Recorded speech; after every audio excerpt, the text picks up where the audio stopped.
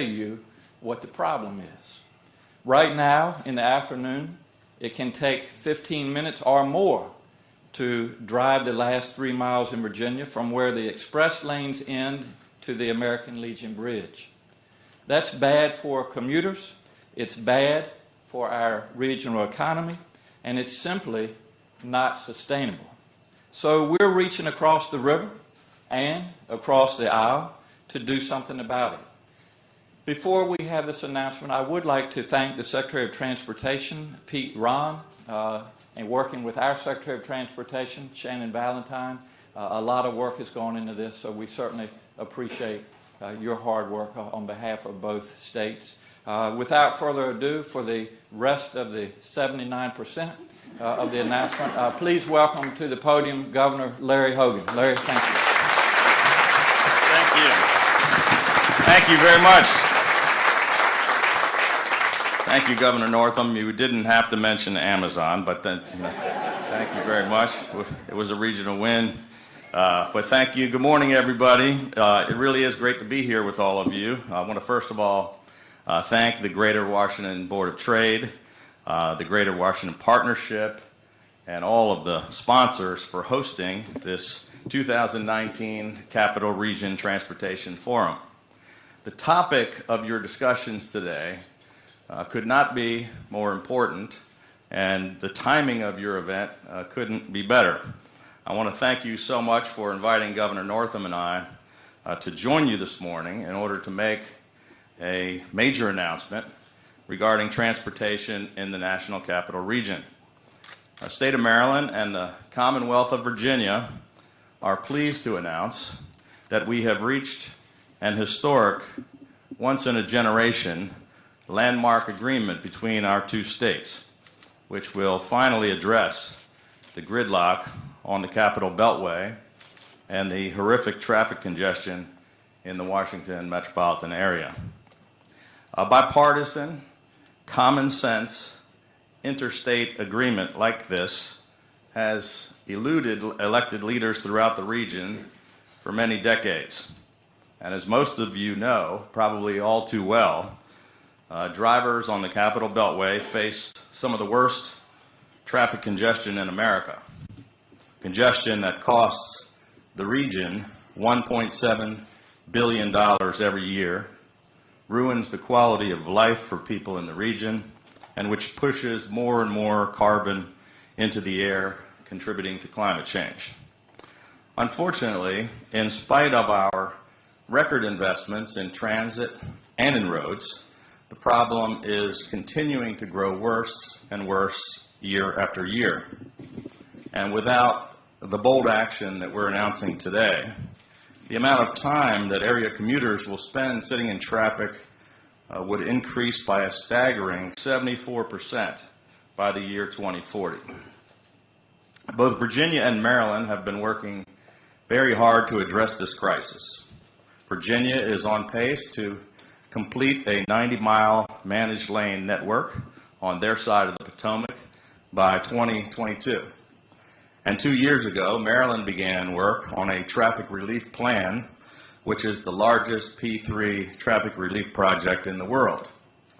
But as bold as these projects are individually, Governor Northam and I both understand that the problems of the region cannot truly be solved unless our states work together to address this interstate highway system as a whole. So over the summer, Governor Northam and I and our teams began discussions regarding an innovative and transformative regional solution for the Capital Beltway. Top transportation officials from both Maryland and Virginia have just completed a series of lengthy and detailed negotiations in an effort to achieve a comprehensive and collaborative solution for the region. I want to thank Governor Northam, Virginia Transportation Secretary Shannon Valentine, and Virginia Department of Transportation Commissioner Stephen Britch, as well as our Maryland Transportation Secretary Pete Ron, State Highway Administrator Greg Slater, and the entire teams from both transportation departments for all of their incredible work over the past few months. We're proud to report that these negotiations have resulted in advancing an interstate regional compact, a new Beltway Accord, which will modernize the National Capital Beltway for the 21st century and which will connect our two states with a vastly improved and new American Legion Bridge. How about that?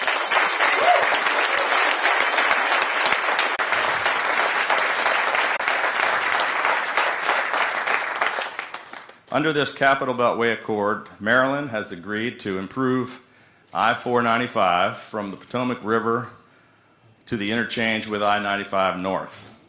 And Virginia will complete its 90 miles of managed lanes on 495, which lead up to the American Legion Bridge, so that capacity will be increased and the Beltway will be vastly improved on both sides of the Potomac. Maryland will take the lead and will be responsible for the construction of the new American Legion Bridge, and Virginia will contribute to the overall project nearly half of that cost.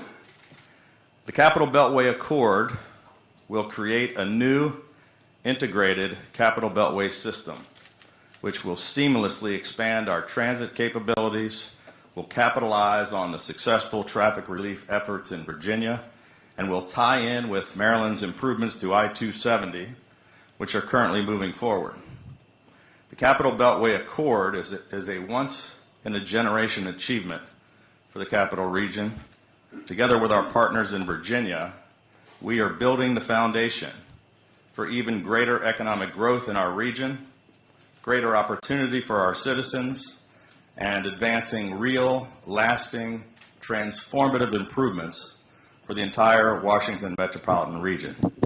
The result will be less traffic, more peace of mind, cleaner air, and a better quality of life for hundreds of thousands of area residents and commuters for decades to come. Thank you very much.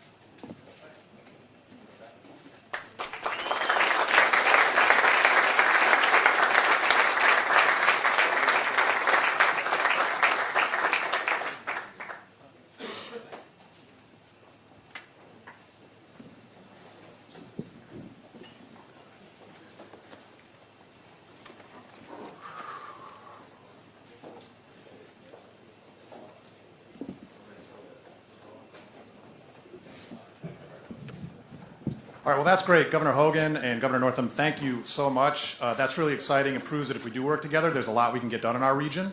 You probably have a lot of questions, so it works really well that our first panel, we have Jeff, Pete, and Shannon, so they'll be able to answer all your questions, no problem, right? But before we kick that off, let me pick Nick from Uber. Are you nearby here somewhere? I'd like Nick to come up and give us a few words.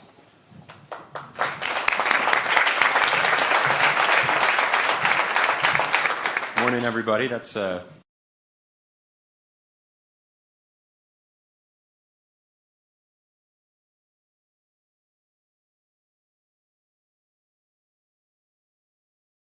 today. Also, congratulations to you both on your efforts to promote a more connected region. And thank you, of course, to Governor Northam and Governor Hogan for the exciting announcement and for all of your work to improve quality of life for all of us here throughout the region.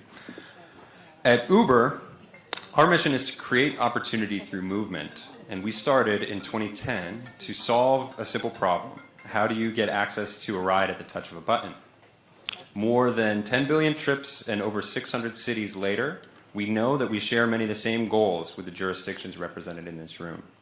Expanding access to transportation to help people get to jobs, to the doctor, to healthy food options, or simply home safely when they shouldn't be behind the wheel. And also working to help mitigate challenges like congestion and emissions. We believe that working with jurisdictions, we can build products to help people get closer to where they want to be, using the modes of transportation that best meet their needs. For many trips, it can be faster or cheaper to take public transportation than any other form of travel. And that's why we're proud that last week we announced we're rolling out an integration allowing Uber users who live in the DMV or who are visiting to consider transit when they're planning their journey from A to B right in the Uber app. Here's how that works. When a rider enters their destination, they'll see transit as one of the options next to UberX, Uber Pool, our wheelchair accessible option, Uber Black, or our Jump e-bikes and scooters. Once selected, they'll be able to view the available transit routes with real-time departure and arrival information, upfront prices, and walking directions to and from transit stations right in the Uber app. The new transit feature includes transit information for WMATA Metro Rail and Metro Bus, MARC, VRE, the DC Circulator and Streetcar, Ride On in Montgomery County, ART and Dash in Arlington and Alexandria, PRTC, the bus in Prince George's, Loudoun County Transit, and others like Shuttle UM and the NIST Shuttle. Working collaboratively, we can help show people there are many compelling alternatives in the region to driving themselves. This is just some of the innovation our new Uber Transit team is doing to help transit agencies increase ridership, lower costs, extend their reach, and improve customer experience. When we leverage new technology and increase in connectivity, and we pair it with thoughtful leadership like those of you in this room, we can improve our local quality of life and likewise our region's global competitiveness. We look forward to growing our partnership with local governments and the business community and strengthening our region. And thank you, and I hope you enjoy the rest of today's program and the questions that I'm sure that we're going to enjoy getting answers to. Thanks so much. Take care.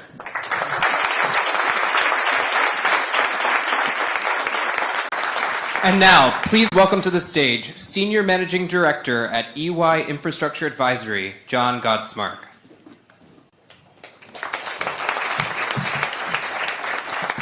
Good morning.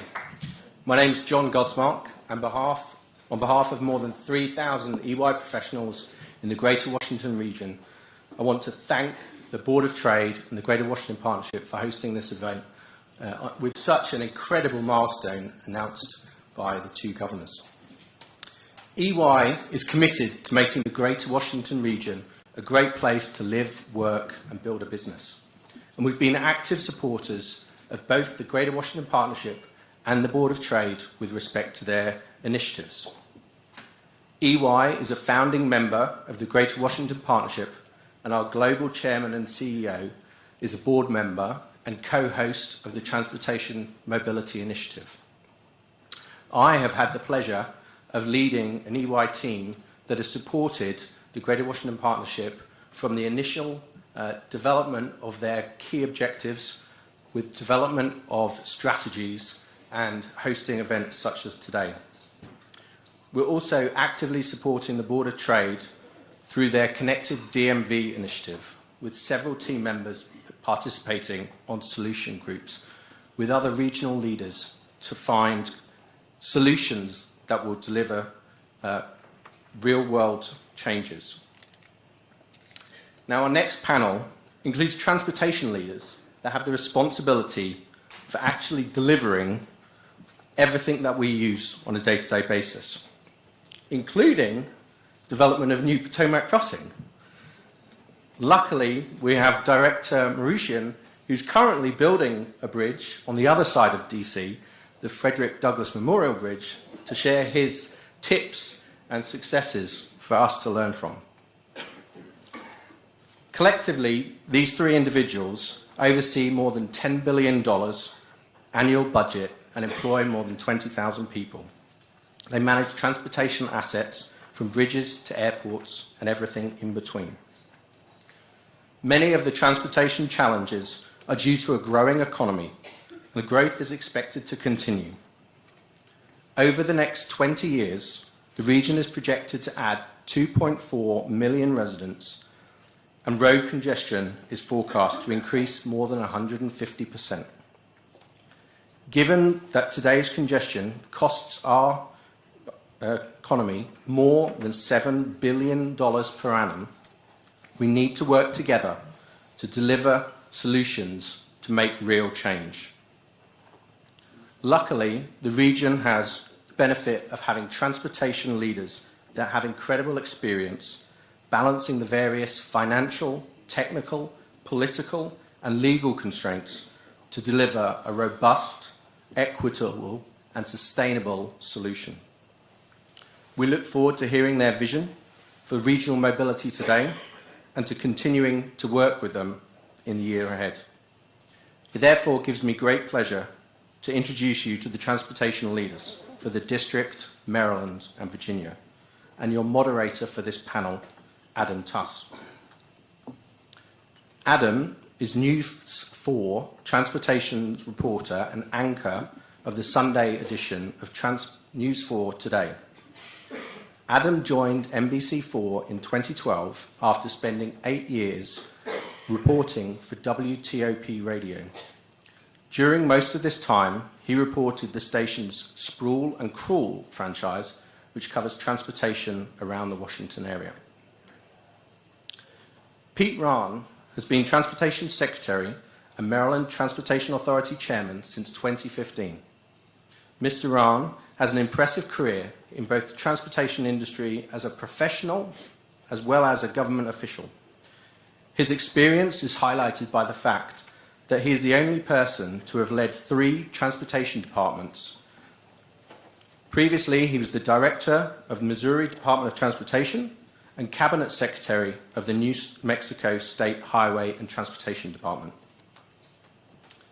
Shannon Valentine was appointed Virginia Secretary of Transportation in January 2018, having previously served as a member of the Commonwealth Transportation Board and as a member of the Virginia House of Delegates, where she served on the House Transportation Committee.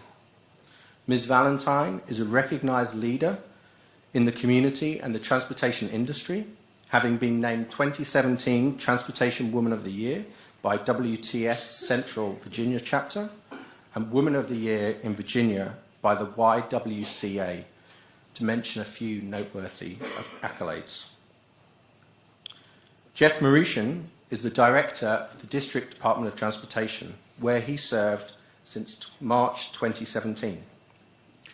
Prior to joining DDOT, Mr. Mauritian served as the White House Liaison and Assistant Secretary for Administration at the United States Department of Transportation. He was a member of the leadership team whose achievements included launching the nationwide Smart Cities Challenge, advocating for and helping to secure passage of the FAST Act, and creating economic opportunities through transit and mobility initiatives in communities across the country. And with that, I'd like to pass it over to Adam to kick off this exciting panel.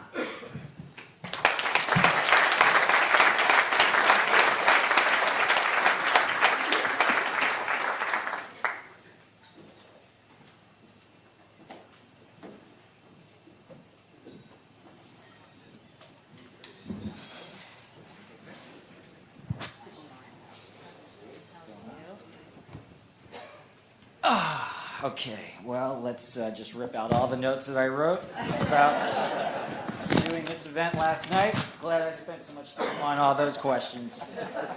Well, obviously, that's huge news that's going on here. And Shannon, since you're next to me, first of all, thank you to the Board of Trade and to the Greater Washington Partnership for having me to moderate this event.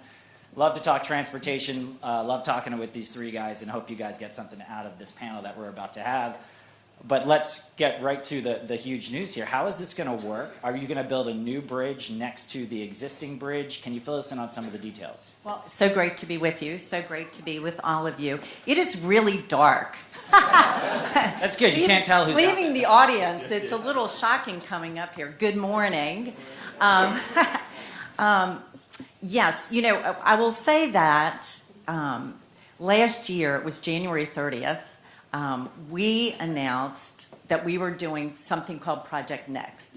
Virginia was looking at that last 2.5 miles up to the American Legion Bridge. And before the announcement, I called Pete Ron to say, Pete, I'm going to give a big shout out to you about getting the American Legion Bridge done.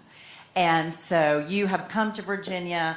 We have been working on this. There was a phone call from Governor Northam to Governor Hogan about how we could possibly work together. And what we've been able to do is actually come to an agreement in principle on the project, the limits of the project, the infrastructure responsibilities, and a financial structure for implementing the program. The scope details are still being negotiated and worked out, but it's really making that determination and commitment that we are going to deliver the American Legion Bridge. And the way that the financial structure is set up today, because Maryland does own 79% of the bridge, Virginia owns 21%, that on the existing bridge to be replaced, Maryland will take the lead with 79, Virginia with 21. From there, we will split 50-50, an express lane network, 2 express lanes going in each direction. We will split 50-50, a biped crossing connecting us, Virginia, Maryland, over the Potomac River. Virginia will be responsible for the tolling and infrastructure going north. Maryland will be responsible for going south. Those are somewhat the broad principles that we've agreed on, that we can actually, that's the foundation from which the work will continue. Pete, can you fill in some of the details as well about kind of when this might start, where the funding is coming from? I'm assuming this is going to be a P3, a public-private partnership? Absolutely, and so the question of whether there's going to be one bridge or 2 bridges, so the question or the answer to that is once we get through NEPA, the intentions are if we get through NEPA, and that when we get through NEPA. There we are. Well, I've been trained that you can't assume anything when you talk about NEPA, although I am assuming it's going to get done, and that is that it will be one bridge, that there will be 8 lanes that represent the existing lanes that will be free, and those will be new, as well as then 2 express lanes, express toll lanes on each side of the bridge attached, so that it would be one bridge with a total of 12 lanes. So you will be building a new structure. It will be a new structure.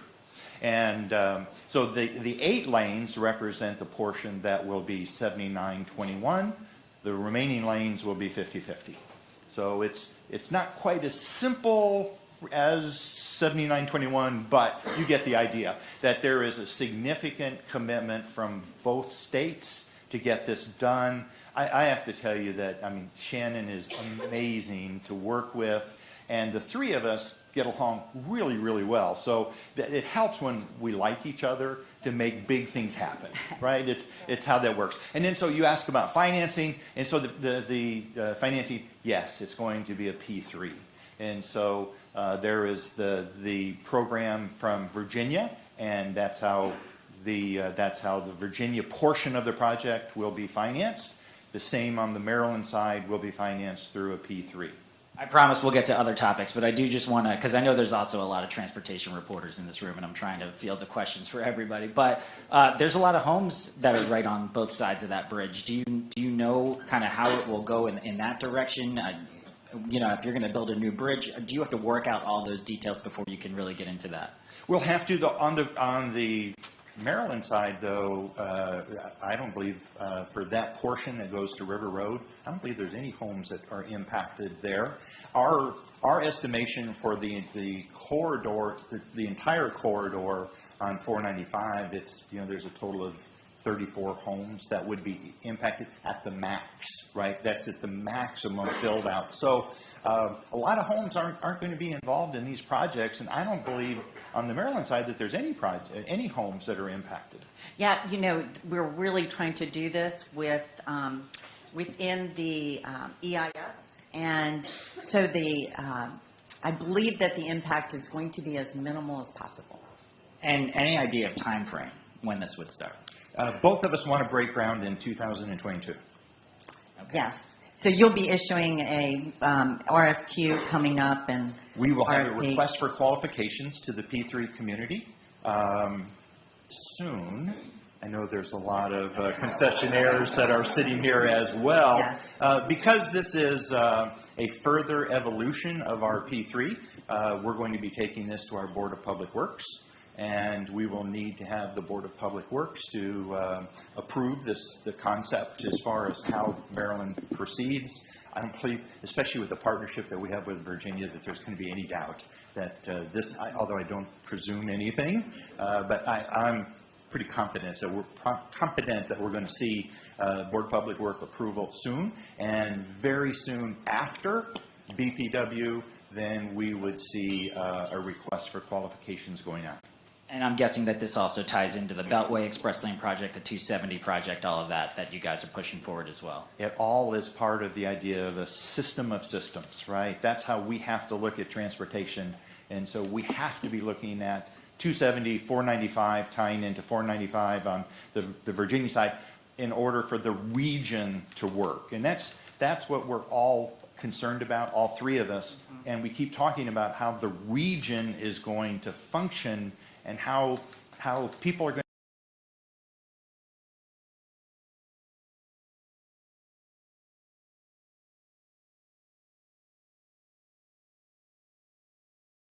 Watch it. I'm glad everybody here is getting along. This is good. This is a good start. We still have 20 minutes to go. I do also want to remind you that there is going to be some time for Q&A at the end of this, so if you do have some questions along the way, jot them down, and we'll certainly get a microphone to you at the end of this.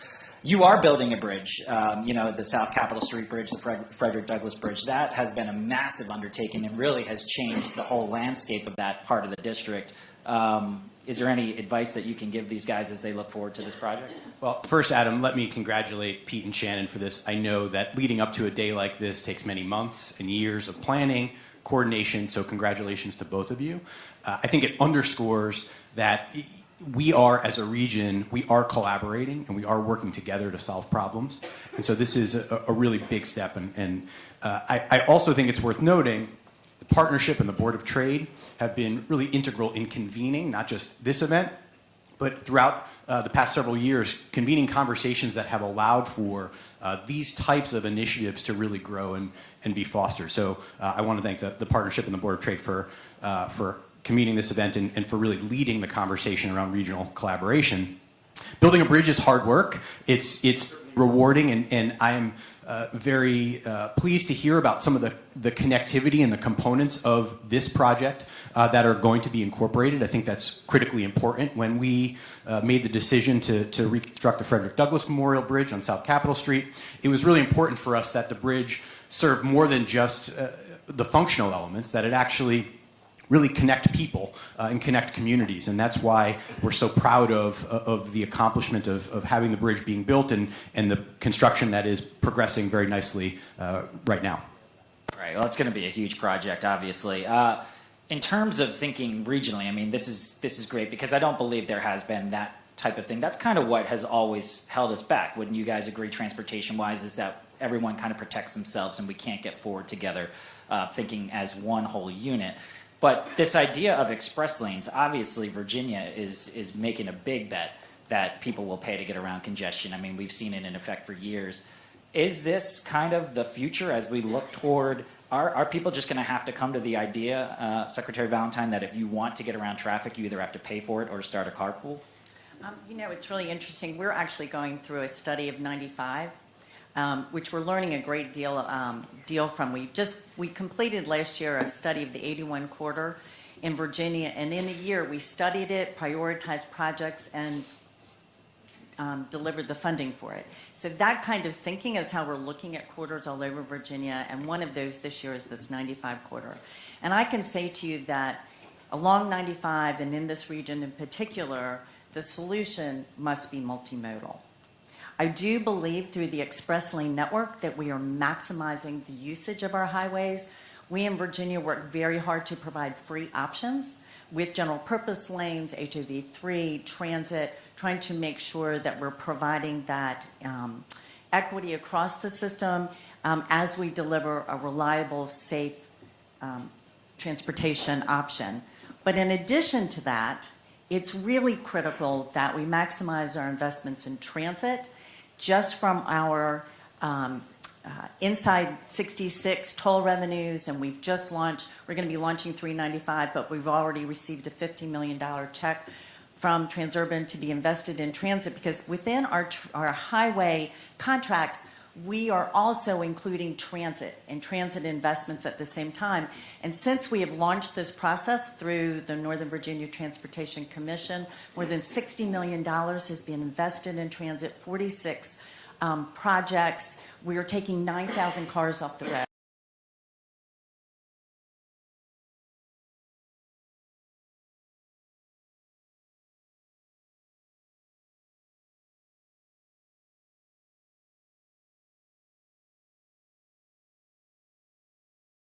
We did come in for that historic funding. So with commuter rail, we're also working. But I'll tell you the one area that I think we have the opportunity to really work, and that is on rail. Gotcha.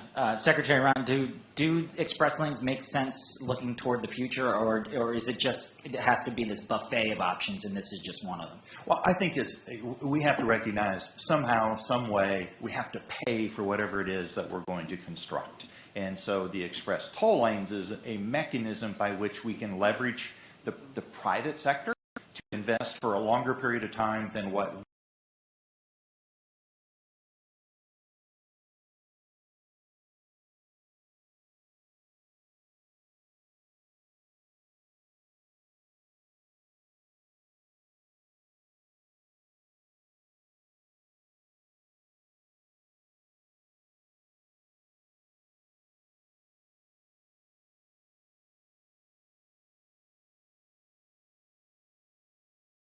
years. So growth is something that we have to accommodate. We have this limited resource, which is our transportation network. So the idea of these priced managed lanes is the way that we can ensure that they will continue to be a viable option for people when they want to use it. It also is a great way for us to make it available for transit to utilize. Because right now, you don't see buses on 495 or 270 because it's too unreliable. They can't deliver a service. Yet having access to these price managed lanes means that there can be more transit options available at the same time. So yes, I think pricing is going to be something that we will see more and more of around the country, just as a way to be able to maximize the use and optimize the use of the limited resources we have. And I was going to just make one comment, is that as I was looking at the back of your head, Jeff, there's a lot of gray hair back there that I didn't notice before. Wow. Wow. Okay. I thought we were all doing The kind of rapport that he and I have. There goes all the collaboration right there.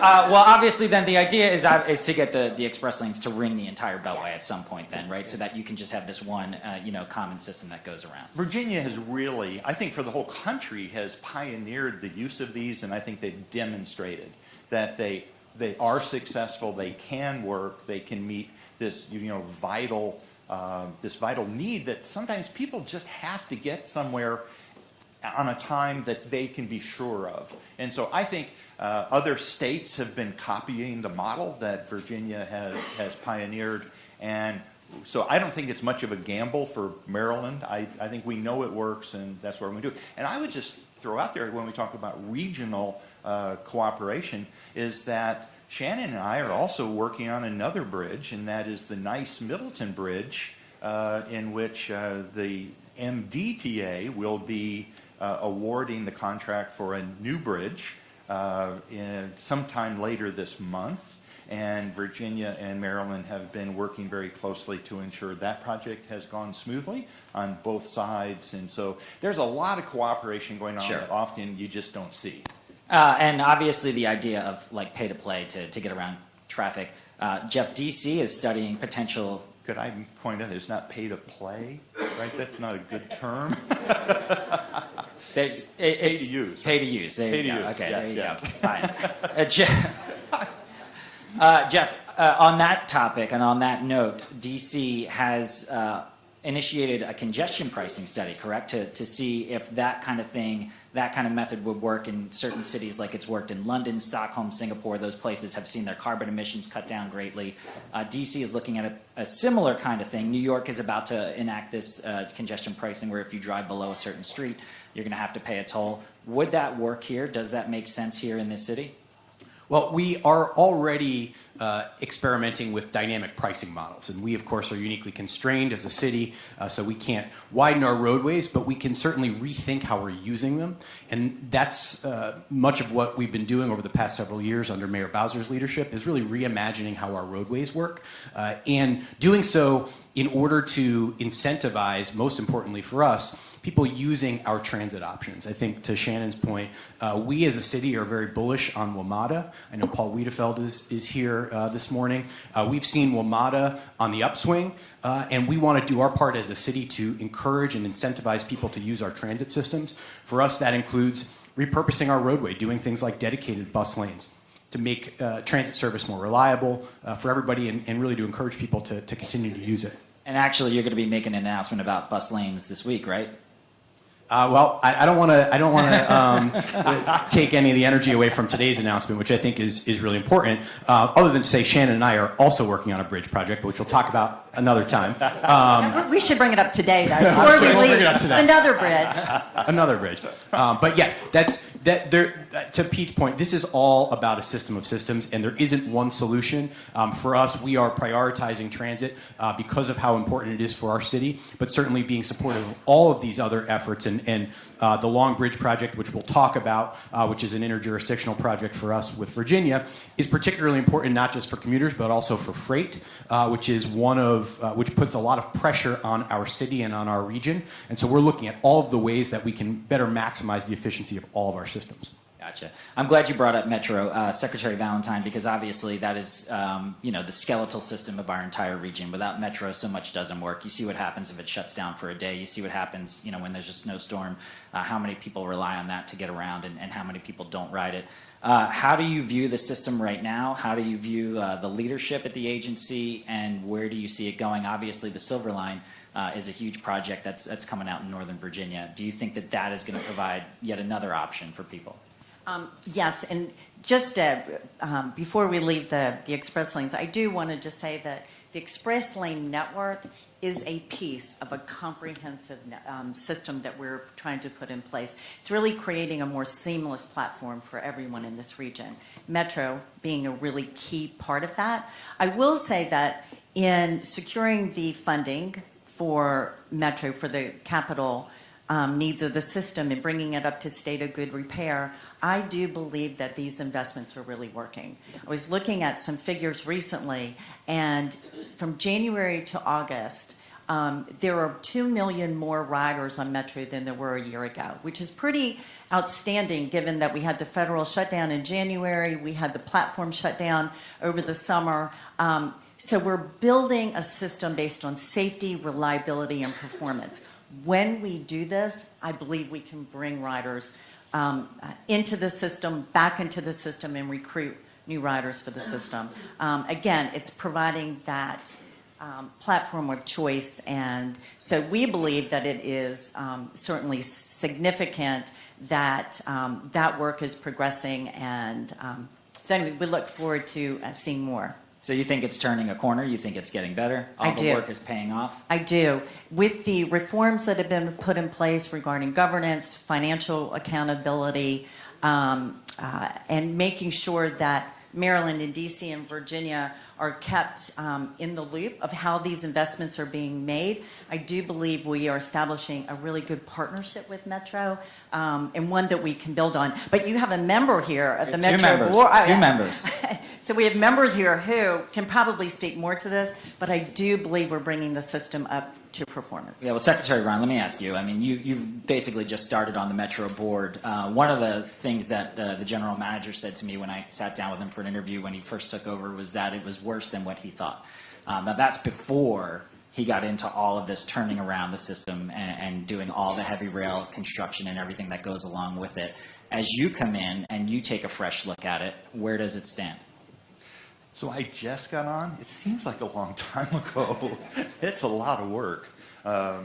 The first thing I can say is that I think that the region is very fortunate to have Paul Wiedefeld as the general manager. I think he's providing great leadership, and he's having to make some really tough decisions. And one of the things that I think everyone should recognize is that as the system gets repaired, there are still things that need to be fixed. But there's a lot of progress that's been made. There's still going to be disruption as it occurs. There's still going to be lines. They're going to have to be closed for periods.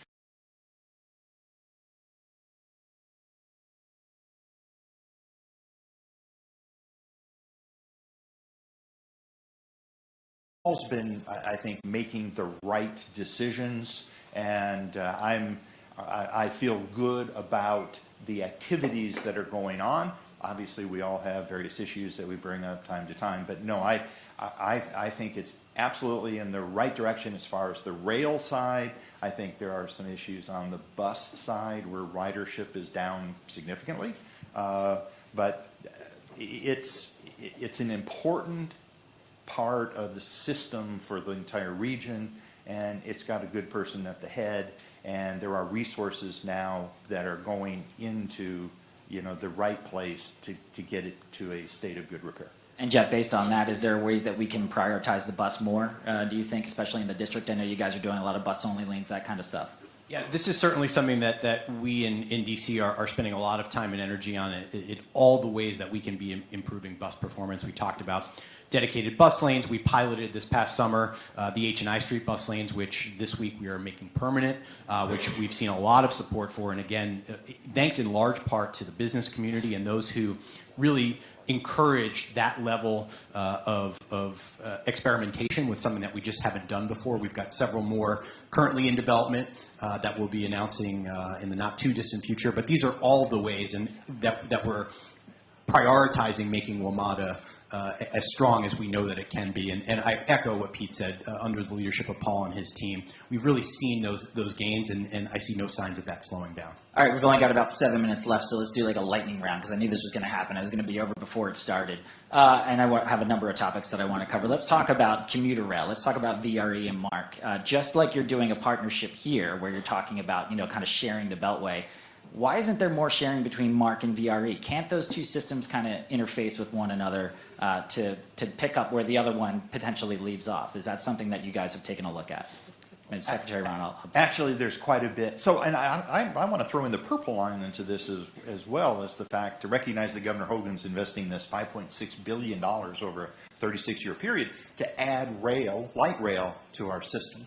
So VRE and MARC, there's actually some system issues as to how what would have to be done to make them work. There's no easy place to connect them at. There's issues as far as heights and platforms, as it's been explained to me. MARC is very popular in Maryland. I'm sure VRE as well in Virginia. And one of our problems is we are not on our own rails. And so we are there by the good graces of CSX and Amtrak, and what we can provide is what they allow us. So we have that limitation for people when they say we want more service, and there are some system issues between Virginia and Maryland. I will say that at the heart of this, VRE and MARC run-through service really is Long Bridge. Two-track bridge owned by CSX, 98% capacity, very challenging for us to expand commuter rail anywhere. and this is the bridge between the district and Arlington, basically. Correct. Right. And so it really is, it really is a matter of how do we address this bridge? We are working with DDOT. You all are taking the lead on the environmental. There has been a preferred alternative released, and that's a two-track bridge that would be dedicated to passenger rail. I think it's right now out for public comment. So as we do this, discussing how we could make this run-through service work, increase VRE service. Imagine for those of you with the Greater Washington Partnership and the Board of Trade, if we could have hourly service between Richmond and Baltimore. Yeah. If we could run VRE trains every 15 minutes, if we could really create a true transportation network that performed for our citizens and businesses. And so this bridge, Long Bridge, is a really critical piece of infrastructure. If there was anything that we were to invest in going forward, this to me would really make such a transformation within how we actually move. All right, interesting there. Jeff, if we were here a year ago, I would have told you without a doubt that autonomous vehicles, like that day is coming, right? The self-driving cars are coming. That was the wave that was sweeping everyone, and it seems like we've taken a couple steps back. When you take a look at that, especially in cities, and we talk about Uber and Lyft and those guys trying to go autonomous and all those kind of things, how do you view it now? Has the transportation community kind of taken a step back from what was looking like going all in on autonomous? Well, I think there's certainly a lot of hype around automation and everything that it entails and what it could potentially mean for our future. We are currently in the city exploring a number of technologies that would not only enable automation like 5G, but we're also testing autonomous vehicles today in the District of Columbia. Ford and Argo AI are testing vehicles in our city. We have other companies that are testing components of autonomous and AI systems in the city. So I think while some of the hype may have subsided a little bit as a part of the national conversation, we know that more than ever we are testing all the necessary technologies that will eventually enable automation. You guys care to weigh in quickly on that? Yeah, absolutely. I'm not sure that the public sense that has gotten a little more realistic, I believe, is what's occurred. There has certainly not been any slowdown in the advancement of the technology or implementation. I think the public is just recognizing there's a lot that has to be done. And I want to steal 30 seconds to tell you. Go ahead. No, okay. But it's so the last time I was on this program, you had asked about autonomous cars, and I wanted to throw out to make people jealous that I had gotten to drive a Tesla S with Ludacris. And you said, with Ludacris? Ludacris? And I said, yeah. And so as I'm leaving, my chief of staff goes, you know that everyone thinks you did it with the Ludacris, the rapper. And I'm going, you still do, right? And I'm going, who the hell is Ludacris? And so Ludacris is a mode on the Model S that you can and it is an amazing ride. And so I want to correct that for everyone. That was really important. It only took you a year to correct that. Yes. Here I thought you were very cool for a whole year. That's what it is. Let me tell you about Jay-Z. No. All right, we've got about a minute and a half left. Airports, right? How do we see them growing? How important? They're important to each of you. We'll just go down the line here. Secretary Valentine, obviously, you've got two major ones that you deal with here in Northern Virginia. Reagan is bursting at the seams. They're adding construction there. They're trying to push more people to Dulles. How do you see them growing? There are investments, as you probably everyone in this room know, that are going into Reagan. We are working at Dulles. We're creating the connection through Silver Line. There are actually 66 airports in Virginia. I do believe that too is an untapped opportunity for many of us for both passenger and freight. So we, plan to continue those investments and make that as efficient as possible. And Jeff? Airports have been really on the cutting edge of managing traffic flow using different technologies and different systems. And more in the district, we are using those types of approaches to manage all of our curbside activity, from commercial deliveries to pick up and drop off of passengers to food deliveries. And so we are looking very closely at what airports are doing as we think about all the technologies that we can consider to help manage our traffic flow on our streets. That's really interesting. So you actually take a look at what they do there and then probably implement some of that in the city. Yes. Oh, cool.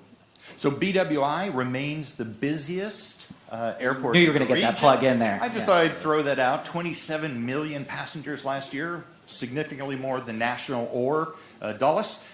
We are making significant. We'll fix that.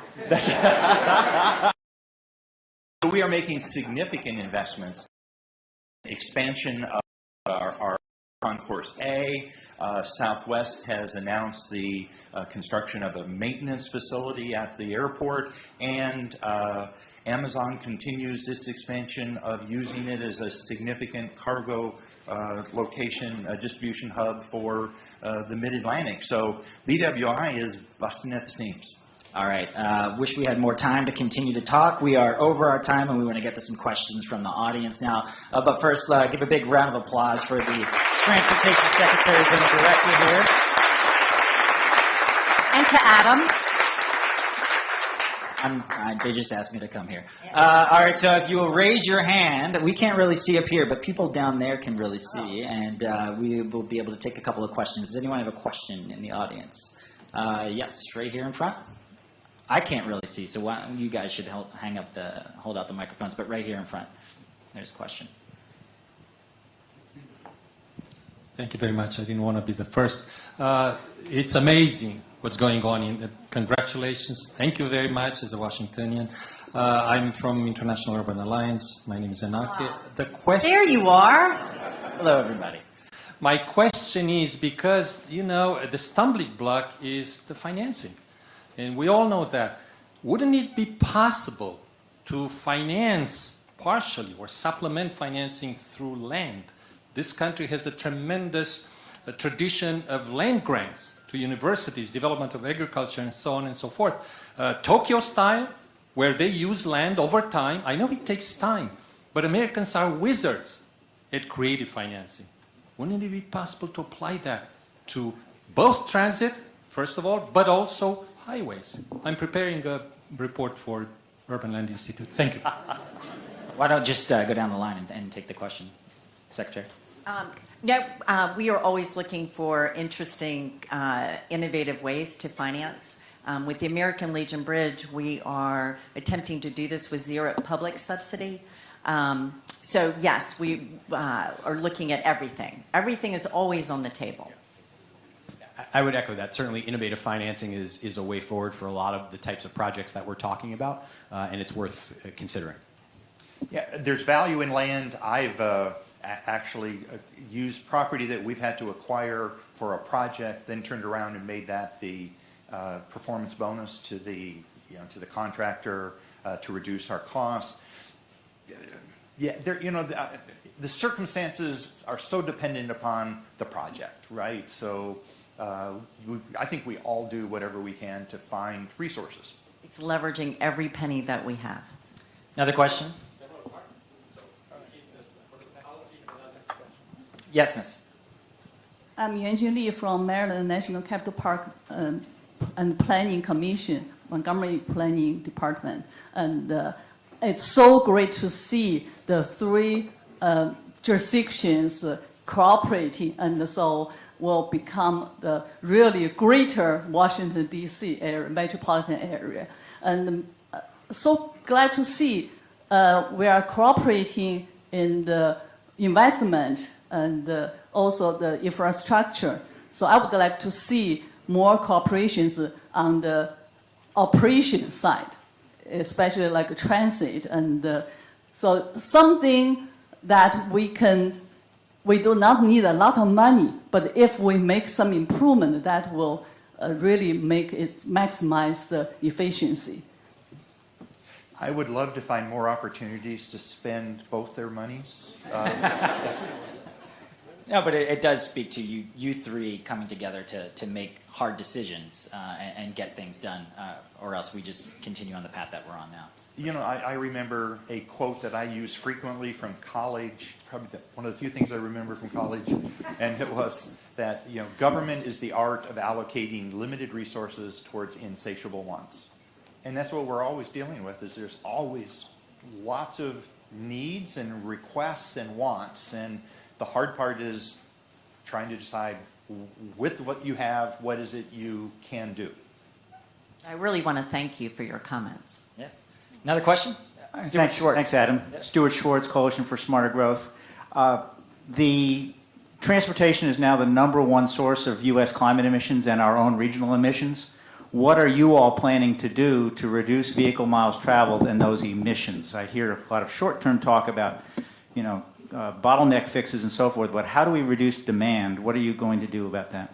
Well, this is certainly a topic that we in the District of Columbia spend a lot of time thinking about and talking about and planning for.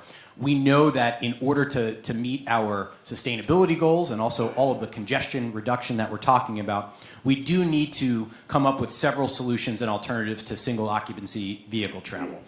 It's just no longer acceptable for folks to think that as we are a growing region, not only our city is growing, but our region is growing, that we need to be thinking about things completely other than vehicle travel, single occupancy vehicle travel. So we talked about incentivizing transit and helping to support WMATA's future, which is critical. Also building the necessary infrastructure that goes along with that, along with building the infrastructure that goes along with creating more sustainable ways to travel. A great example of that for us in the district is the K Street Transitway. Mayor Bowser last year proposed a bold initiative to reimagine K Street Northwest, which is known for a lot of things, but inconvenience and gridlock is chief among those things. And we've got a plan now that we're actively designing that would add dedicated transit facilities, dedicated bikeways to K Street to really focus the transportation movement on that corridor away from single car trips to more sustainable methods. And we've got projects like that that are being planned in all 8 wards of our city. So those are the kinds of investments that we as a city and as a region need to make in order to actually incentivize those forms of transportation. And I will, I support you and applaud you for, again, that multimodal platform that we're all trying to build. That's probably the most important thing we can do is deliver it with reliability and performance. And that's what we're trying to do. Recently, in the past couple months, in Virginia, we have a Commonwealth Transportation Board that actually determines how monies are spent and invested in Virginia. In fact, we have 2 members here, Mary Hines and Scott Kaspwitz from the Commonwealth Transportation Board, and I will say Delegate Kathleen Murphy, who has really pushed for a lot of this collaboration. Scott Kaspwitz is actually co-chair of a new task force within the Commonwealth Transportation Board on environmental stewardship. It's really twofold. How does transportation impact the environment? How does climate change impact transportation? It is really focused on resiliency, greenhouse gas emissions, and stewardship in a broader way. We've just signed an MOA with the Secretariat of Natural Resources within Virginia on a 3 to 5 year program on resiliency, the coastal flooding across the Commonwealth. We really want to build environmental standards into our transportation decisions. And so that is the goal of it, trying to address this with transparency and a real determined path forward. So Governor Hogan has been a leader on the environmental issues, whether it's been the Chesapeake Bay or Reggie or now with TCI. And TCI, Transportation, oh my God, Climate Initiative, thank you. The Transportation Climate Initiative, my deputy is the vice chair of that group, working diligently to find ways to try to reduce greenhouse gas emissions. And I have to point out that Maryland is investing 42% of our Transportation Trust Fund into transit. 42% of our trust fund is going into transit. I will put that percentage up against any state. Maryland is investing in transit. But ultimately, I think the issue for us with vehicle miles traveled is I'm not sure we should care as much about vehicle miles traveled as the fuel by which those miles are traveled. And I think that we are moving in absolutely the right direction with the electrification and fuel cells of our fleets. And I think we will see over the next, certainly the next 10 to 15 years, this significant introduction of the electrification of our fleets. All right, I think we have time for one more question. Is there another question in the audience? Yes. Hello, Courtney Stoner with American University. I'm just curious about how you all are integrating safety with future transportation options and efforts. So not just things like traffic, but also like transit options, bike options, things like that. So how is safety related to all the future improvements that you're making? Well, that's a great question, and it should go without saying, but it doesn't. So let me say it. That safety is at the core of everything that we do, certainly in the district, but I presume that I could speak for my colleagues here that we're consistently thinking about ways to improve safety for people regardless of what type of mode they travel. And that means that as we're upgrading and modernizing our systems, we're not only thinking about environmental sustainability, but we're thinking about all the ways in which we can be making our systems safer for everybody, and using data more than anything to tell us where there are problems, the nature of those problems, and to help us really determine the best types of fixes and improvements that we can make. In Maryland, we have, within our 6-year plan, about $116 million to be invested in bicycle accommodations and trails. And so we are focused on that. Our administrator for the State Highway Administration has brought out a whole new design criteria to try to address pedestrians. And pedestrian fatalities by far exceed bicycle fatalities in Maryland. Nearly 25% of our fatalities are pedestrians. And now you got to remember that that's not just people walking along the road or on a street. It's people that get out of their car because they have a flat or the car is stalled and they're on an interstate and they are a pedestrian. And so there's so much that we have to do to help educate people how to be a smart pedestrian. Often that means for millennials to look up when you're crossing a street. But yeah, safety, and I took off on a tangent there, but I mean, safety is at the center of everything. I'm not saying anything. This banter could go on all day.